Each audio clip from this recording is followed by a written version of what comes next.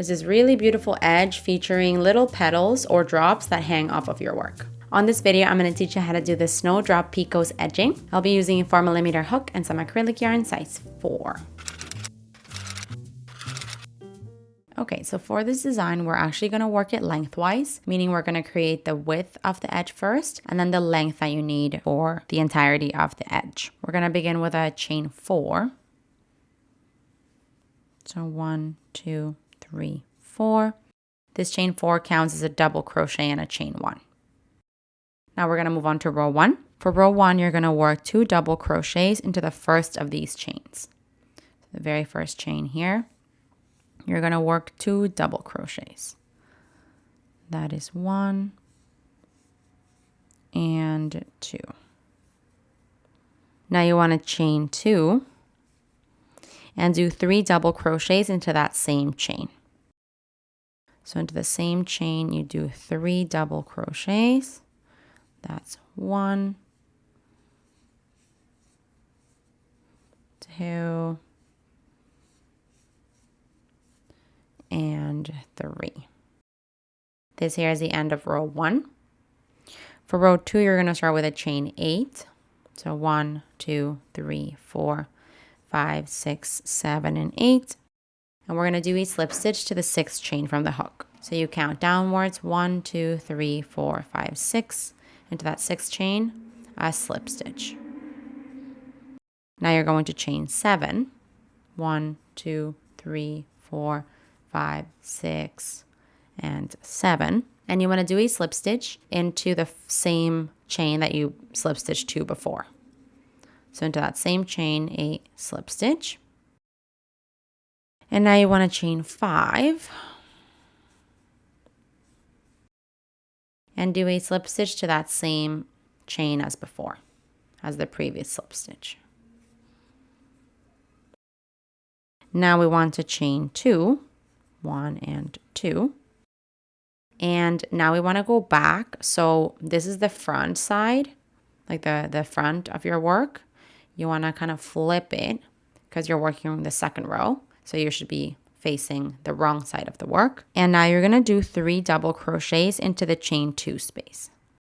So the chain 2 space is this one here between the double crochets. Into there, 3 double crochets. 2 and 3. Now we are chaining 2. And now you want to do 3 double crochets into that same chain space. So into the same chain space that we just worked into before, 3 more double crochets. And 3 here. Perfect. Now we are going to move on to row 3. We're going to be doing a slip stitch into each of the first 3 double crochets. So you can flip your work. And we want to get ourselves back to the chain space here. So you basically just do slip stitches into each one of the double crochets that you just did. So 1, 2, 3. Now we want to chain 3, which counts as a double crochet. And into the chain space, you want to do 2 double crochets. So that's 1 and 2. Now you want to chain 2. And do 3 double crochets into the same chain space. 1, 2, and 3. Now this here is the end of row 3. And now to continue working this design, you just want to repeat row 2 and 3 however many times you want to create the length. So it's going to sit like this is the top and this is the bottom here with these kind of hanging off of it. So if you repeat row 2 and 3 back and forth many times, you'll continue to create these. And then once you have the length that you want, I'll meet you because we got to do the next part, the final row to actually give you the edge. So I'll repeat this maybe like 2 or 3 more times and I'll see you when I'm done. All right, I just repeated twice more and you'll see how I've, grown the length of it and then added 2 more of these kind of peaks that look like a flower or like a cross. So now for your final row, we want to add an edge at the top here.